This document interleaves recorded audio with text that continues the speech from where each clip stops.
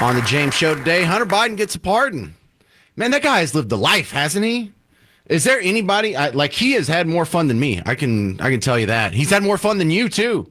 Think about it. All the drugs that he's got to do, never going to jail, all the hookers that he got to have, never going to jail. He goes overseas and goes on all these cool trips and gets to fly on private jets and Air Force One and meet all these important people, from the mayor of Moscow to Chinese oligarchs who are giving him a $3 million emerald or whatever the hell.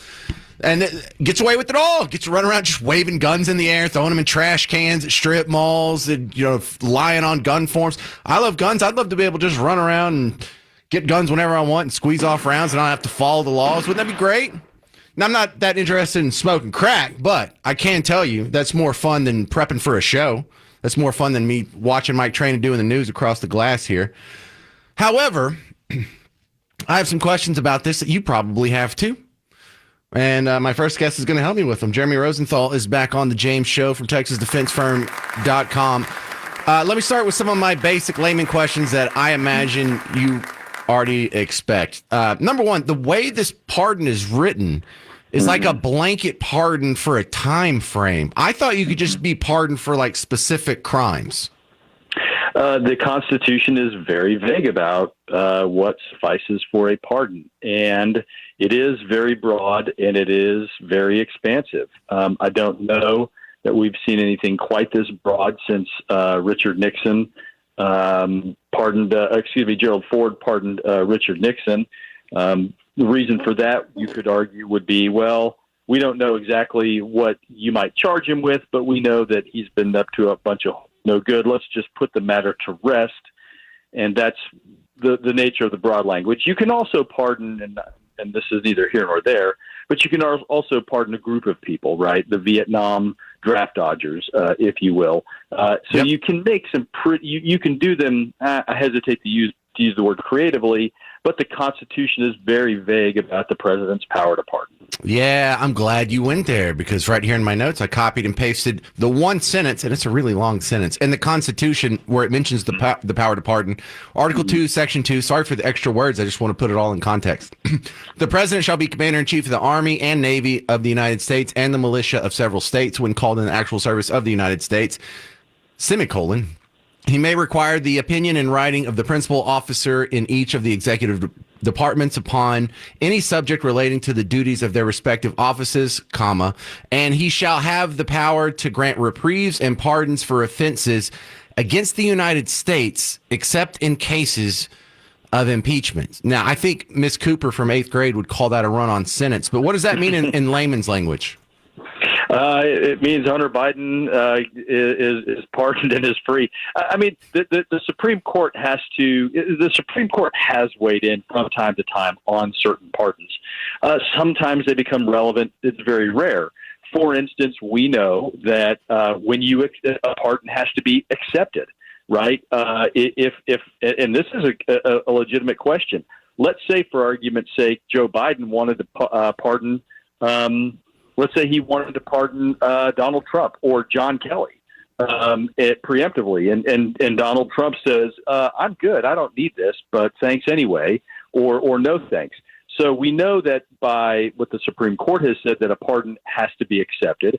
We also know what the Supreme Court says about the time duration of a pardon, that it's not prospective, that it cannot go forward. Right. We don't know what it says about pardoning yourself. That's the question that we've all had. If Trump gets in office, could he pardon himself? That's another reason why Joe Biden might do it for him. Who knows if that happens. My next question was looking the other direction. On his last day out, can Joe Biden pardon himself? Sure,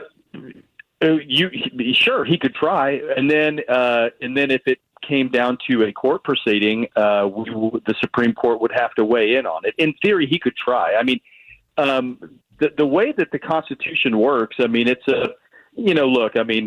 talk about, fun for Hunter Biden might be squeezing off rounds and doing meth and whatever. Fun for Jeremy is like nerding out on the language of the Constitution and reading old books about Abraham Lincoln and stuff like that. Sure. The Emancipation Proclamation, right? President Lincoln didn't know if that would work. He didn't. There was no precedent for it at the time that he did it. It was an executive action. That's why he thought it was really important to ratify the 13th and 14th Amendments to the U.S. Constitution. So when we talk about these really broad things, we don't know it until the courts come back. Same thing with the Trump immunity challenge that we had this last summer. We now have a much clearer idea of what the executive can and cannot be prosecuted for the sole reason that it went up to the Supreme Court and they told us. It feels like this is an admission of guilt, that there's a lot more going on here than he's been charged with. I think everyone sees that, but I don't think anyone has the answer on whether or not it's going to be covered. I think that, okay, so first off, let's say that Congress wanted to go back and let's say they wanted to go back and impeach Joe Biden. Legally, they could try to do that from the same time period that Joe Biden just pardoned Hunter for. Now, there's been an impeachment inquiry already that didn't recommend anything. But in theory, you could have something impeachable in that time, make sure Joe Biden never runs for president again, although I don't think anybody thinks that's happening. But it would essentially deaden or make radioactive anything that Hunter Biden did in that time frame. So in essence, I think the counter argument is going to be, look, we just want to put this thing to bed. You have nominated some people, Mr. Trump, that keep me up at night as a parent to this person. And that's why, I think we need to be done with this. That's what I think Joe Biden's argument would be. Again, it does. I do think it puts us in a place where a year from now, we're not talking about what Hunter Biden was doing in Ukraine in 2016. All right. I got one more question, but we only have like 30 seconds left. Real quick. Has anybody ever done this before where they're like, whatever this dude's done for the last 10 years, I don't care if y'all find dead hookers in his basement or whatever, just for the last decade, he's pardoned for whatever happens. Do we know if that's ever happened before? I believe the way that the Nixon pardon was similar, and I believe it was any crime that he committed again. And I'd have to go back and check, so you got me guessing here. But I believe it's something to the effect of any crime against the United States for this time period is forgiven. And that was a function of just not knowing what was. Nixon was not under indictment at the time that he resigned office. It was only possible that he could get prosecuted. So the best thing to do is just let's wipe it all out.